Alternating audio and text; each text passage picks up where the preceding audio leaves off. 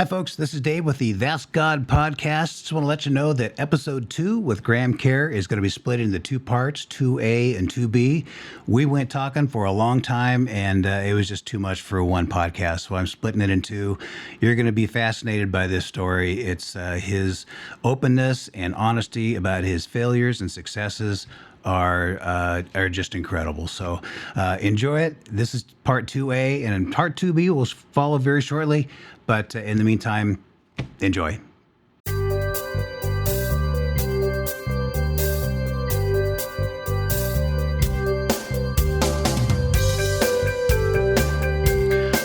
right, welcome back, everybody, to the That's God podcast. Again, my name is Dave Burr, and I get to be your host. And we have our special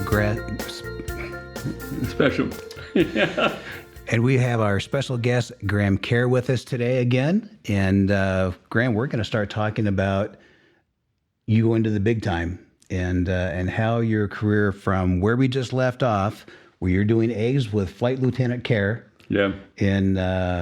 Was it Australia or New Zealand at that point? New Zealand. It was New Zealand? Okay. Yeah. And you're about to make a move to Australia. And what brought that change?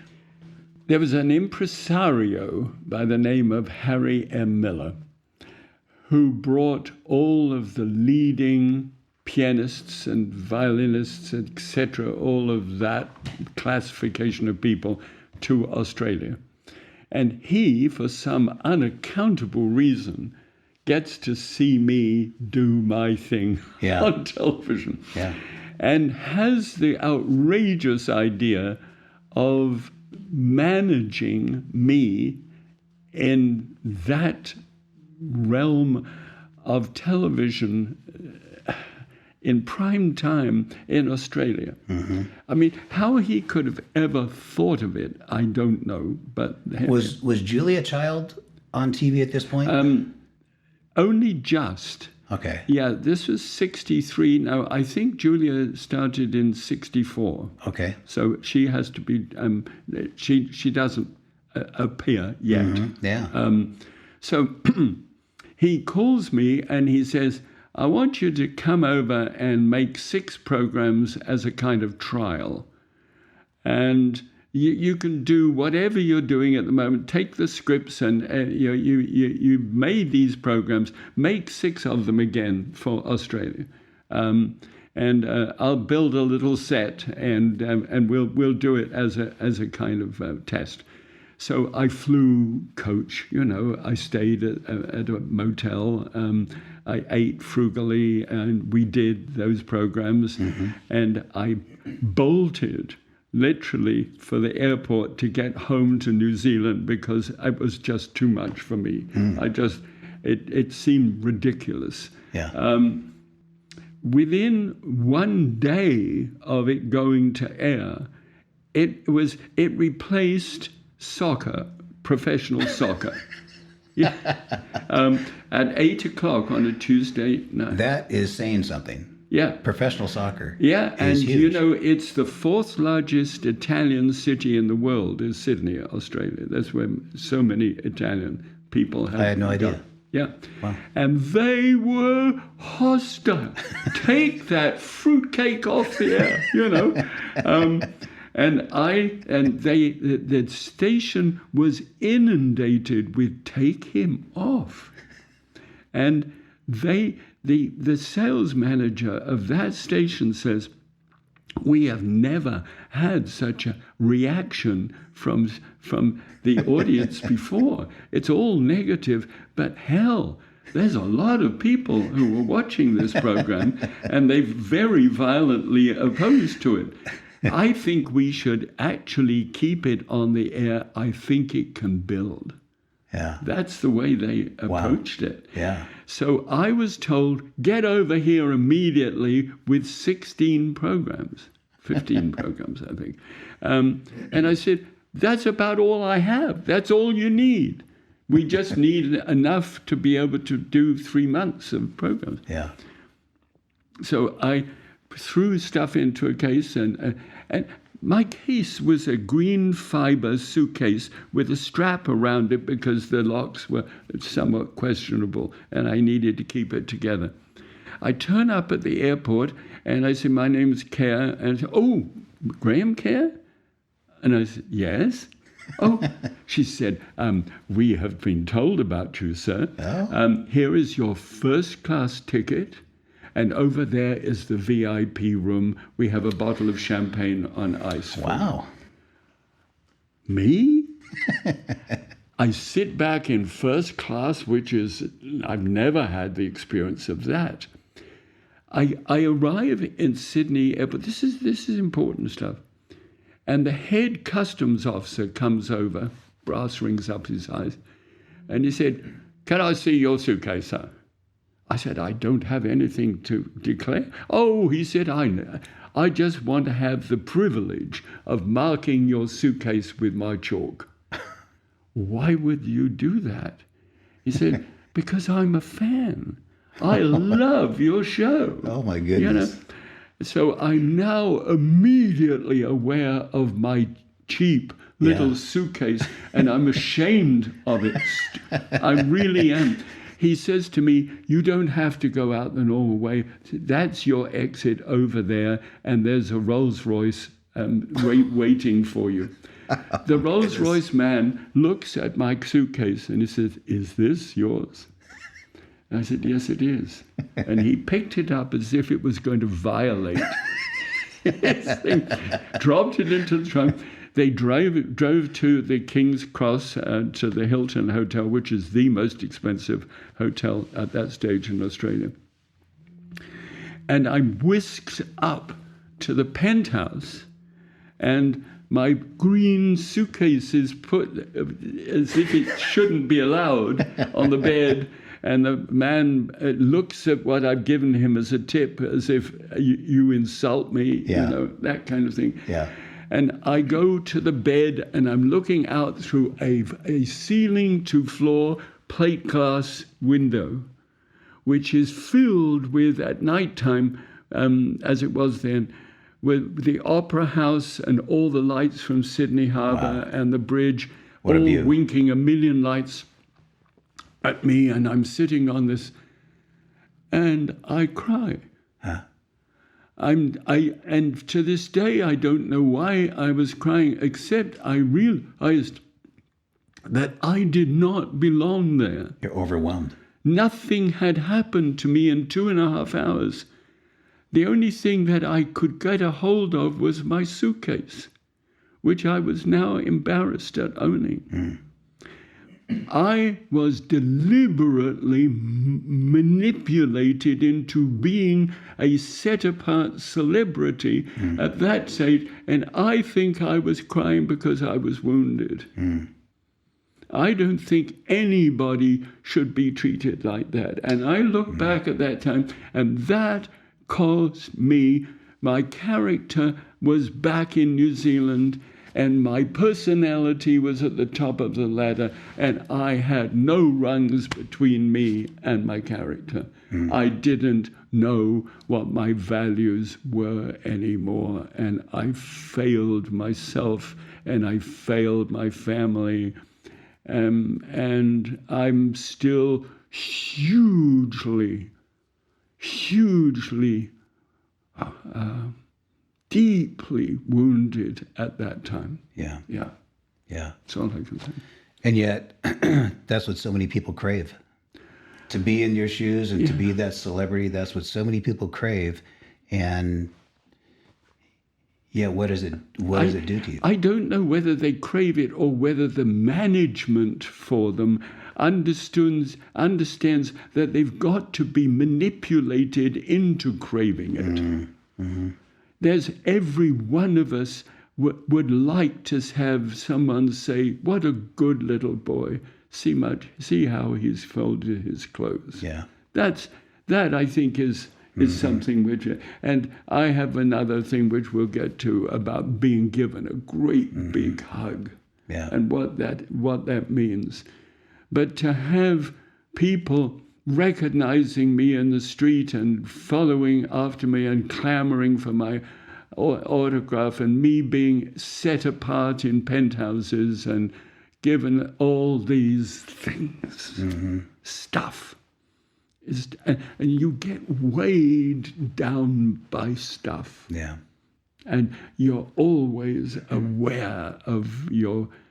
Trina had told me, never watch yourself back on television, otherwise your motive will be to do the things you like and not do the things you don't like, and you'll become an edited person. I don't want you. I've only ever seen 5 of my 1,800 shows Really? that I've ever done. But what I was seeing in these early days in Australia was an audience which saw me. And I was the centerfold, if you will, Yeah. of their interest. Yeah. And I was aware of that. Yeah. Well, let's go back to Trina here. Yes. She actually was your producer Yes. of these shows. Yep. And when you said in the first podcast that you were like the most boring person she's ever seen, you agreed to let her produce from Yeah, that. I turned around at that statement because I was quite cut by that statement, I must say. And I was trying to explain myself. And I said to her, if you are so clever, why don't you produce the show? Yeah. And she said, okay, I will. Yeah. Now, she'd never produced anything in her life, but she'd been in theatre and she understood entertainment. And she said, it's an entertainment media, and unless you entertain, you can forget teaching anybody anything. Yeah. Give me the first 6 minutes. And I said, okay, you do it. So she actually started behind scenes, but when it came to the Galloping Gourmet World Series, she was absolutely front and center in everything that we did. Well, and so when you're doing your show, Entertainment with Kerr, was she producing that? She was behind the scenes. It was her friends up, and the rehearsal was in our living room. Yeah, because you won a Penguin Award for Personality of the Year. Gosh. You had just got in. You just made your debut on TV. Yes. And immediately you are Personality of the Year. Yes. Crazy. Well, there were very few other personalities. And the penguin was an endangered species. Well, it set the tone. Once you moved to Sydney, then this is when you started all your even radio programs. You had radio spots. You had product endorsements. I think your first big one sponsor was Nestle. Yes. That's a big one. And Trina was gaining some fame as well. Yes. And because she had gone back into the theater and things that she loved to do. Yes. And again, this brought up some of those feelings again in you. I don't know if it was insecurity or what it was, but talk a little bit about that, because that caused I understand. issues. Yes. Well, I think I have expressed to you the wounding that I went through, and I called it being seduced by my suitcase. My suitcase represented my life, and the bed and the view and everything else, and the Rolls Royce and everything represented something with which I had no understanding whatsoever. And I literally pulled up whatever character I think that I had. What is it about that? I became preoccupied with me. So I was looked at one party that I went to. Trina was doing theatre back in New Zealand, and I was flying backwards and forwards to do the show in Australia. And I thought to myself, thinking about Trina, there's a wonderful stage play called Oh, What a Lovely War, and Trina had the key, she was the focus, and she was adored doing it. And I reckoned back to that time when I was fooling with the grass in my parents' hotel, when I asked her whether she would be prepared to give it up. Now she was actually back in it again, but I was a star. Yeah. So I couldn't think of it in that way.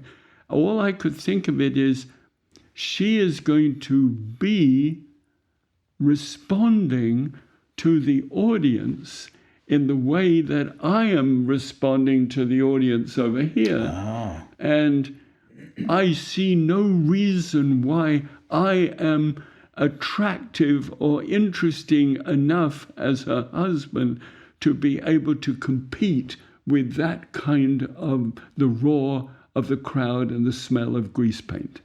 Wow.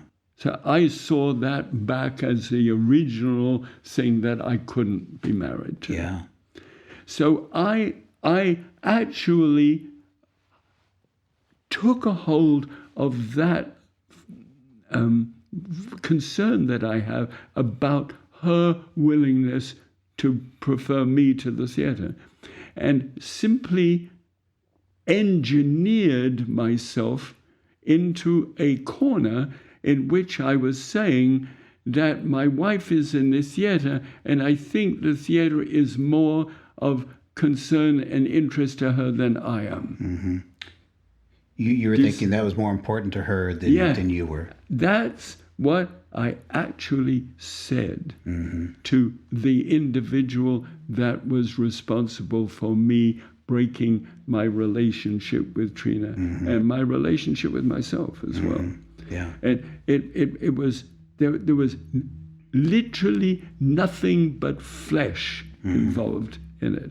It was nothing that I could say that I was in love with someone else. I was in lust, not love. And I was in lust because she could not love me in the way that I wanted to be loved. What a good little boy, see how he's done this. Yeah. Yeah.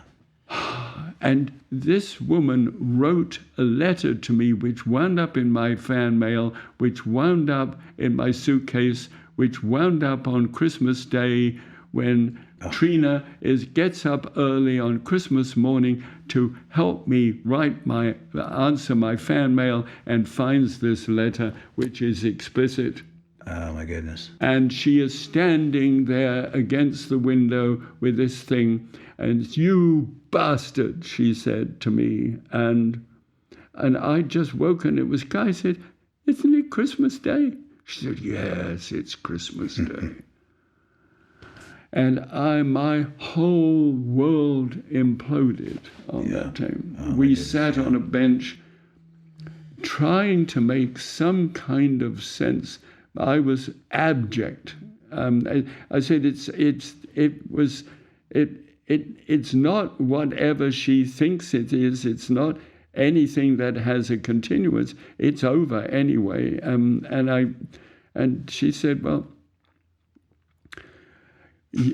our kids are going to come running up, and it's Christmas Day for them. And we are going to have to be a husband and wife for their Christmas, and then find out what we do about that from then on." So we both were performers enough to perform for our kids. Yeah. And we did perform that Christmas Day for our children.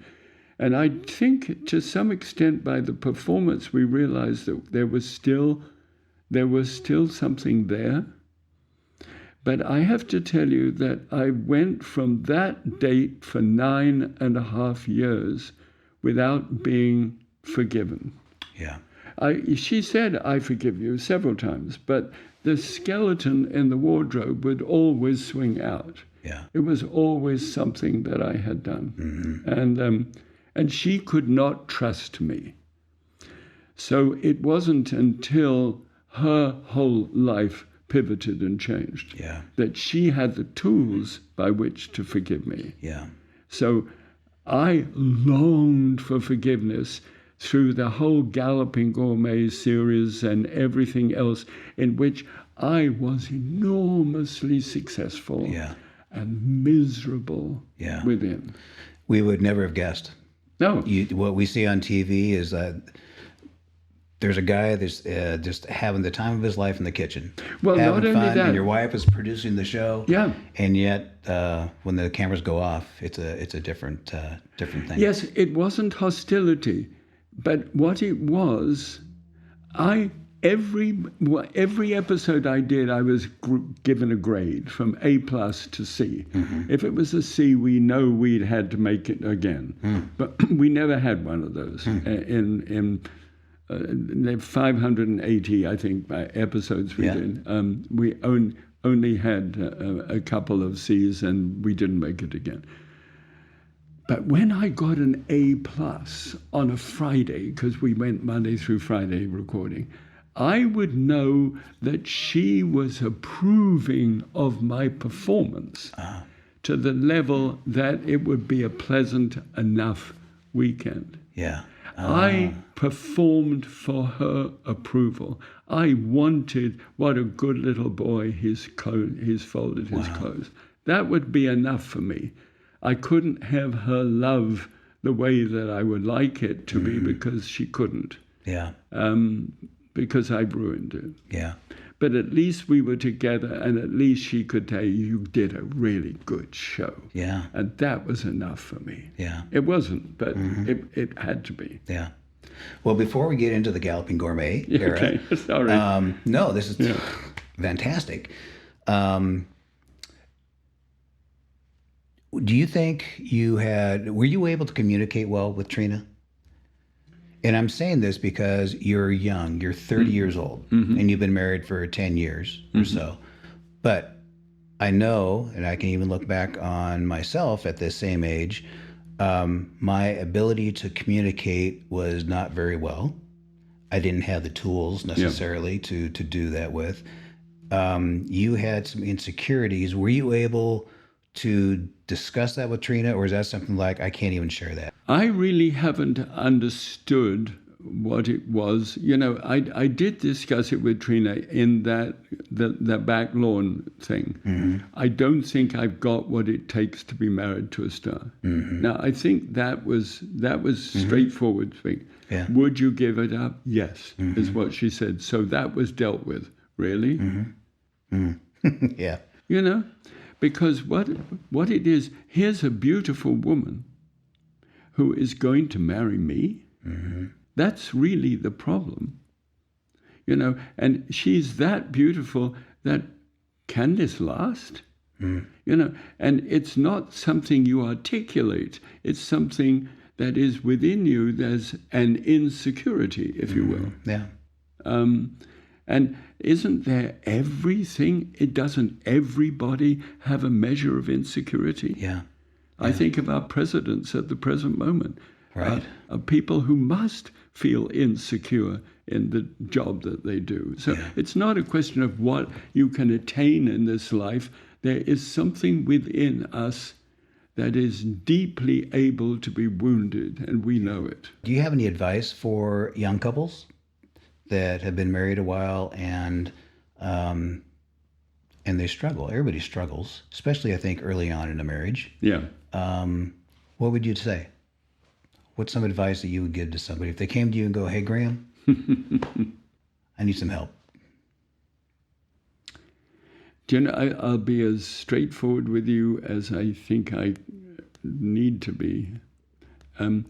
If I was to try and tell a young married couple how they should behave with one another, I think I would be meddling.